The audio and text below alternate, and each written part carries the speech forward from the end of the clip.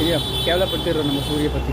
சூரி, யோகி பாபு எல்லாம் காமெடி பண்ணால் உங்களுக்கு சிரிப்பு வராது. கரெக்டாக? ஏன் சிரிப்பு வராது? எல்லாத்துக்கும் அவங்க தான் இல்லையா? எனக்கு சிரிப்பு வருதுப்பா, நாளாக நல்லா சிரிக்கிறேன்.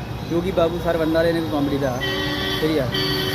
அப்புறம் கிங்ஸ்லி இது மாதிரி எல்லாம் எந்த காமெடியன்ஸ் வந்தாலும் சிரிப்பு தான். இப்போ வடிவேல் சார் என்ட்ரி கொடுத்தாங்க. அதாவது நம்ம early 2090s பார்த்த வடிவேல் சார் இது வரைக்கும் இருப்பாங்களா? நீங்களே சொல்லுங்கள்.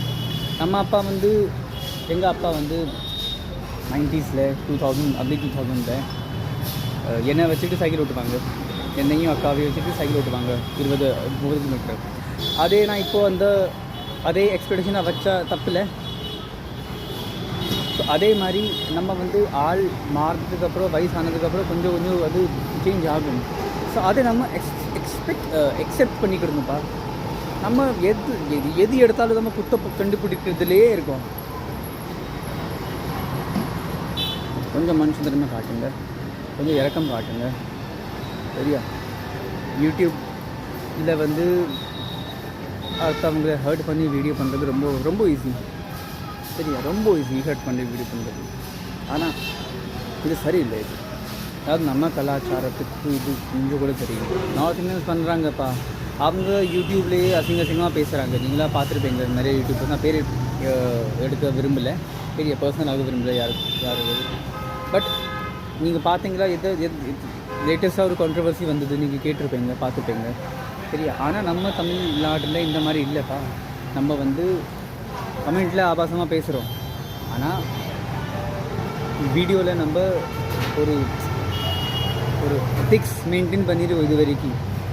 அதே எத்திக்ஸை நம்ம கமெண்ட்ஸில் அப்புறம் நம்ம டே டு டே லைஃப்பில் மெயின்டைன் பண்ணால் ஒரு பிரச்சனையும் இல்லை. நம்ம நல்லவங்க. தமிழ்நாடுக்காரங்க நல்லவங்க. நானும் தமிழ்நாடு தான், நானும் என்னையும் தான் சொல்லிக்கிட்டேன் நல்லவங்க. ஸோ நம்ம இந்த மாதிரி பண்ணால் சரியில்லைப்பா. இது அவங்கக்கிட்டே விட்டுக்கிட்டு அவங்க பண்ணுறாங்க, பண்ணட்டும். நாம் பண்ண வேண்டாம். நாம் வந்து ஒற்றுமையாக இருக்கலாம், அடுத்தவங்களை புண்படுத்தாமல் இருக்கலாம். அதாவது அடுத்தவங்களை நல்ல வார்த்தையில் ஏதாவது சொல்ல முடியலன்னா அவங்களை ஹர்ட் பண்ணாது, கெட்ட வார்த்தை சொல்லாதுங்க அவங்களுக்கு. சரியா? இப்போ அவங்க லைஃப் ஸ்டோரி பார்த்தா, நீங்கள் சூரி சார் லைஃப் ஸ்டோரி பார்த்தா அப்பா எனக்கு அழுக வந்துச்சுப்பா. எனக்கு எத்தனை வீடியோஸ், எத்தனை ப்ரெஸ் மீட்டில் பார்க்குறோம். ஒரு விஷயமாக தெரியும் போது எவ்வளோ கஷ்டப்பட்டு வந்திருக்கு அந்த மனுஷன்ப்பா. அதாவது அடிமட்டம்னா எவ்வளோ அடிமட்டம்னு தெரியாதுப்பா. அந்த ஸ்டேஜில் அவங்களுக்கு தாட் என்ன இருந்திருக்கும், நம்ம சக்ஸஸ் பண்ணுவோமா பண்ண மாட்டோமா, எப்படி இருந்துருவோமா, அந்த லெவல்லேருந்து இந்த லெவல் வர்றதுக்கு எவ்வளோ கஷ்டம் வந்து பட்டிருப்பார். இப்போ வந்தோடனே நம்ம ஸ்ட்ரைட்டாக சொல்ல சிரிப்பே வரல, சூரி பேசாமல் நடிக்க, அதாவது ஹீரோவான பரவாயில்ல, நான் காமெடின்னு ஆகக்கூடாது. நீங்கள் ஏன் முடிவு பண்ணுறீங்கப்பா? அவ்வளோ கஷ்டப்பட்டு வந்தது இந்த பாதம். இப்படி இலக்காரமாக பேசக்கூடாது யாரையும். நான் வந்து இது ரொம்ப என்னோடய தாழ்மையான ரிக்வெஸ்ட்டு. நம்ம எல்லோரும் தமிழர்கிட்ட நம்ம இந்த மாதிரி இல்லைப்பா.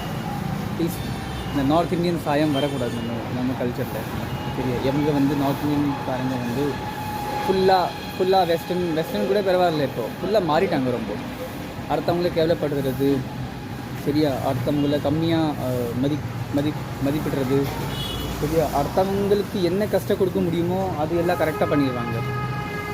ஆனால் நம்ம ஆட்கள் இந்த மாதிரி இல்லை. ஆனால் நம்ம ஆகிறதுக்கு முயற்சி பண்ணுறோம். அது இந்த முயற்சி வேண்டாம், தப்பான முயற்சி. அது நம்ம நல்லவங்களாக இருக்கட்டுமே, இருந்து போட்டுமே, என்ன ஆகிடப்போகுது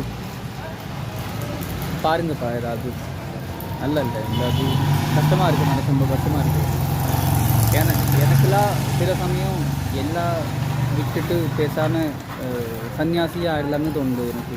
ஏன்னா இந்த டெல்லியில் இருக்கேன்னா ரோட்டில் போனாலே அது 10லேருந்து 8 பேரை பார்த்தா எரிச்சலாக இருக்குது. ஏன் அந்த 8 பேரும் பண்ணுற அட்டுள்ளியோ சொந்தம் இல்லை. போகும்போது பைக்லேருந்து பளிச்சுன்னு பான்றாக துப்பிடுறது, பின்னாலேருந்து யார் வர்றதுன்னு கொஞ்சம் கூட கவலைப்படுறது இல்லை.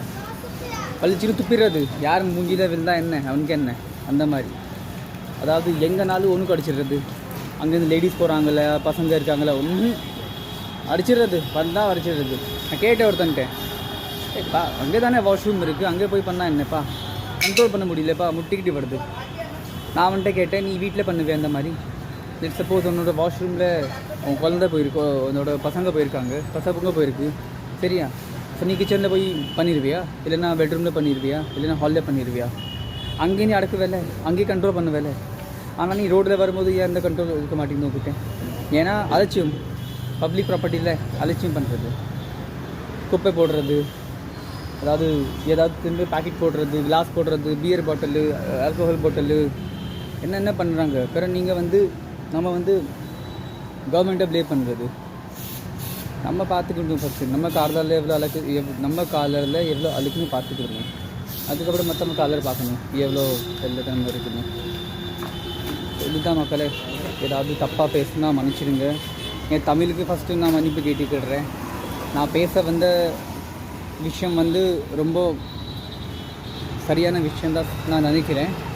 ஆனால் அதில் ஏதாவது தப்பான வார்த்தை நான் சூஸ் பண்ணேன்னா என்னை மன்னிச்சிடுங்க. ஏன்னா தமிழில் எனக்கு அவ்வளோவா வராது, நான் ட்ரை பண்ணுறேன். ஸோ ஏதாவது தப்பாக பேசினா நீங்கள் கமெண்ட்டில் சொல்லிடலாம். சிவா இந்த லைக் இப்படி இந்த வேர்டு சரியில்லை, இந்த வேர்டு சரியில்லை, நான் நெக்ஸ்ட் வீடியோவில் கற்றுக்கிடுவேன் இந்த மாதிரி. பட் கொஞ்சம் பாருங்கப்பா, நம்ம ரொம்ப நல்லவங்க பேசிக்கலாம், சரியா? நம்மளால் இந்த மாதிரி பண்ணால் எனக்கு மனசு ரொம்ப கஷ்டமாக இருக்குது. சரிப்பா, நெக்ஸ்ட் வீடியோவில் மீட் பண்ணலாம். Bye bye, take care.